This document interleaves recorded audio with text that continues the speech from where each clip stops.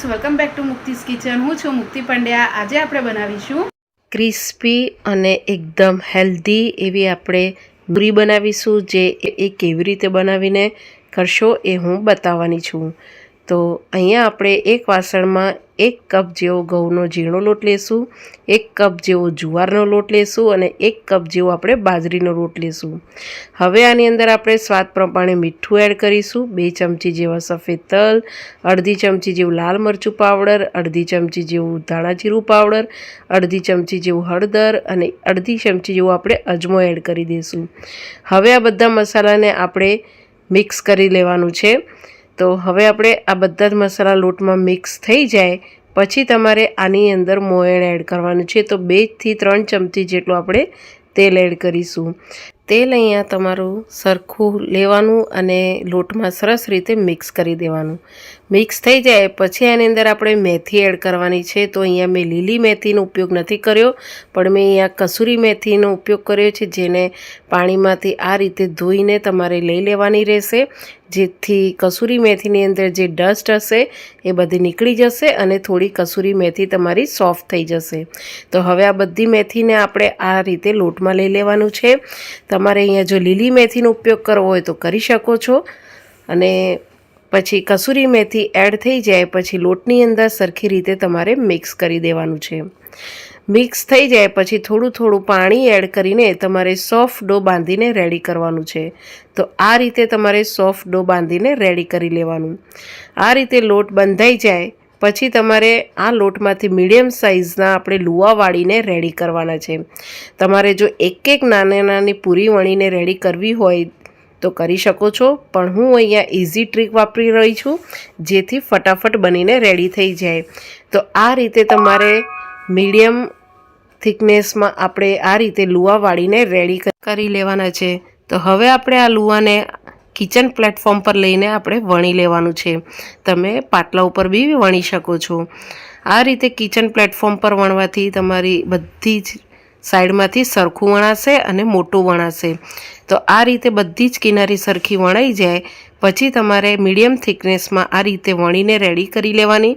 અને પછી તમારે કોઈ બી ફોક કે પછી ચાકુની મદદથી તમારે આ રીતે કાપા કરી દેવાના છે. અહીંયા પૂરીનો જે રોટલો આપણે વણ્યો છે તૂટવો ના જોઈએ. પછી કોઈ બી વાટકી કે કપ કે ગ્લાસથી તમે કોઈ બી શેપ તમારે આપવો હોય પૂરીનો, તો આ રીતે તમારે ગોળ પૂરીનો શેપ આપી દેવાનો. અને જ્યાં જ્યાં તમને એવું લાગે કે કટ નથી થયા તો ત્યાં તમે ફોકથી કરી શકો છો. પછી વધારાનો લોટ આપણે કાઢી દેવાનો અને આ રીતે પતલી પૂરી વણીને તમારે રેડી કરવાનું છે. આવી રીતે ફોકથી કાંટા કરવાથી તમારી અહીંયા પૂરી ફૂલશે નહીં અને ક્રિસ્પી બનશે. તો હવે આપણે આવી રીતે થઈ જાય પછી બધી જ આ રીતે વણીને રેડી કરી લેવાની. બધી જ તમારી વણાઈ જાય પછી તમારે આને તળવાની પ્રોસેસ પર લઈ જવાનું. તો આપણે સાઈડમાં તમારે તેલ પહેલાંથી જ ગરમ કરવા તમારે મૂકી દેવાનું. તેલ હલકું ગરમ થાય એટલે તમારે આની અંદર બધી એક પૂરી તમારે એડ કરી દેવાની છે. ગેસની ફ્લેમ એકદમ સ્લો રાખીને તમારે પૂરીને ફ્રાય કરવાનું રહેશે. જારાની મદદથી તમારે આ રીતે પહેલાં પૂરીની ઉપર તેલ તમારે છાંટવાનું રહેશે. જેટલી કઢાઈમાં આવે એટલું જ તમારે પહેલાં પૂરી એડ કરવાની, બહુ વધારે એડ નહીં કરવાની. જો વધારે એડ કરશો તો પૂરી ફરાવતા તમને નહીં ફાવે અને એ બધી કાચી રહેશે.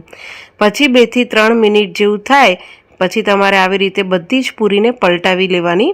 અને પછી ગોલ્ડન બ્રાઉન રંગની થઈ જાય, એકદમ સોનેરી રંગની થાય ત્યાં સુધી તમારે ફ્રાય કરવાનું છે. ગેસની ફ્લેમ એકદમ સ્લો રાખીને ફ્રાય કરવાનું. તમે જોઈ શકો છો કે 4 થી 5 મિનિટમાં તમારી એકદમ જ ગોલ્ડન રંગની આ પૂરી તળીને રેડી થઈ જશે. પછી જારાની મદદથી વધારાનું બધું તેલ પૂરીમાંથી કાઢી દેવાનું અને આ રીતે તમારે બધી જ પૂરીને તળીને રેડી કરવાનું. અને આ પૂરીને આપણે એક પ્લેટમાં લઈ લઈશું. તો આવી જ રીતે આપણે જેટલી પૂરી વણીને રાખી હોય એ બધી જ તમારે તળીને લઈ લેવાની રહેશે. તો અહીંયા મેં બધી જ પૂરી તળીને રેડી કરી લીધી છે અને આ એટલી જ ક્રિસ્પી બની છે, તમે જોઈ શકો છો કે. અને આપણે અહીંયા મિક્સ આટાની આ પૂરી બનાવેલી છે, જેમાં આપણે મેદો જરા બી ઉપયોગમાં નથી લીધો. અને આ પૂરી બાળકો માટે હેલ્ધી છે. પછી આ બધી પૂરી રૂમ ટેમ્પરેચર ઉપર ઠંડી થઈ જાય પછી તમારે આ રીતે કોઈ બી એરટાઇટ ડબ્બામાં મહિના સુધી તમે સ્ટોર કરી શકો છો. તો તમે અહીંયાની પૂરી તમે જરૂરથી બનાવજો. લીલી મેથી વગર આપણે કસૂરી મેથીનો ઉપયોગ કરેલો છે. આ એકદમ હેલ્ધી છે, બાળકોને બી ભાવશે, મોટાને બી ભાવશે અને ચા સાથે બી બહુ જ સરસ લાગે છે. તમે એકવારથી જરૂરથી ટ્રાય કરજો.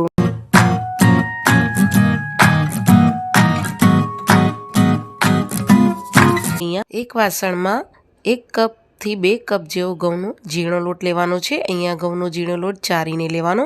પછી અડધી ચમચી જેવું હળદર પાવડર, 1 ચમચી જેવું લાલ મરચું પાવડર, 5 ચમચી જેવું આપણે અજમો એડ કરી દઈશું. અજમો એડ થઈ જાય પછી સ્વાદ પ્રમાણે આપણે મીઠું એડ કરવાનું છે. અને હવે આપણે બધા જ મસાલાને મીઠાને લોટ સાથે આપણે મિક્સ કરી લેવાનું. મિક્સ થઈ જાય પછી તમારે આની અંદર એડ કરવાનું છે મોયણ. અહીંયા મોયણ તમારે સરખું એડ કરવાનું, તો જ તમારી અહીંયા જે તીખી પૂરી છે એ ક્રિસ્પી બનશે. તો અહીંયા આપણે 2 થી 3 ચમચી જેટલું મોયણ નાખવાનું છે. અને અહીંયા તેલ તમે કોઈ બી તમે જે ખાતા હોય એ તમે અહીંયા લઈ શકો છો. તો હવે આપણે તેલને પહેલાં લોટ સાથે મિક્સ કરી લેવાનું અને મુઠ્ઠી પડે એટલું તમારું અહીંયા મોયણ હોવું જરૂરી છે.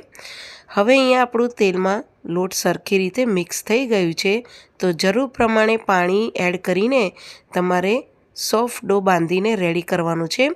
જે રીતે આપણે પરોઠાનો અને આપણી પૂરી નોર્મલ પૂરીઓ બનાવતા હોઈએ છીએ એનો લોટ આપણે બાંધતા હોઈએ છીએ એવો જ તમારે અહીંયા લોટ બાંધીને રેડી કરવાનું છે. તો આ રીતે તમારું અહીંયા સોફ્ટ ડો બાંધીને રેડી કરી લેવાનો. આ રીતે લોટ બંધાઈ જાય પછી તમારે આના ઉપર ઢાંકી દેવાનું છે અને ઢાંકીને આપણે આને 5 મિનિટ માટે રેસ્ટ આપી દઈશું જેથી લોટ સેટ થઈ જાય. 5 મિનિટ જેવું થાય પછી તમારે આને ખોલીને જોઈ લેવાનું તો લોટ સરસ એવો સેટ થઈ ગયો હશે. અને ઉપરથી આપણે અડધી ચમચી જેવું તેલ એડ કરીને તેલની સાથે લોટને એક વખત મસળી લેવાનું છે. તેલની સાથે લોટ મસળાઈ જાય પછી આ રીતે તમારે ગુલ્લા કરી દેવાના. મીડિયમ સાઇઝના બોલ્સ વાળીને રેડી કરવાના રહેશે. તમે જોઈ શકો છો આ રીતે તમારા બધા જ લોટના બોલ્સ વળાઈ જાય પછી તમને જો આ રીતે થાળી પર ફાવે તો થાળી ઉપર બી વણી શકો છો, કાં તો પછી આપણે પાટલા ઉપર બી વણી શકો. પણ હું અહીંયા કિચન પ્લેટફોર્મ પર બનાવીશ. અને આ રીતે તમારે લોટનો લુવો લઈ લેવાનો અને પછી તમારે પતલી મોટી રોટલી બનાવીને રેડી કરવાની રહેશે. આ રીતે તમે જોઈ શકો છો કિનારી બધી બાજુથી સરખી વણીને રેડી થવી જોઈએ અને આ રીતની તમારી પતલી વણીને રેડી થવી જોઈએ. બહુ પતલી નહીં અને બહુ જાડી નહીં, એ રીતે તમારે વણીને રોટલી બનાવવાની છે. પછી કોઈ બી સાઇઝની તમારે વાટકી કે કપ લઈ લેવાનું અને આ રીતે તમારે થોડા અંતરે કરીને તમારે વાટકીને મૂકી દેવાની રહેશે અને આ રીતે પૂરીનો શેપ આપવાનો રહેશે.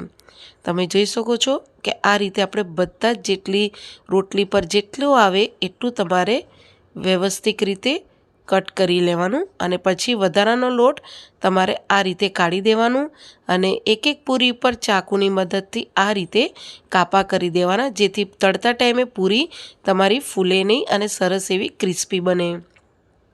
આવી રીતે ચાકુના કાપા થઈ જાય પછી બધી જ પૂરીને તમારે આ રીતે પ્લેટમાં લઈ લેવાની અને આવી રીતે બધી જ પૂરી તમારે વણીને અને આ રીતે કાપા કરીને આ રીતે પ્લેટમાં લઈને પછી તમારે કોઈ બી દુપટ્ટો કે કોઈ બી રૂમાલ હોય કે પછી કિચન પ્લેટફોર્મ પર બી તમને જો ફાવે તો આ રીતે બધી જ પૂરીને ગોઠવી દેવાની રહેશે.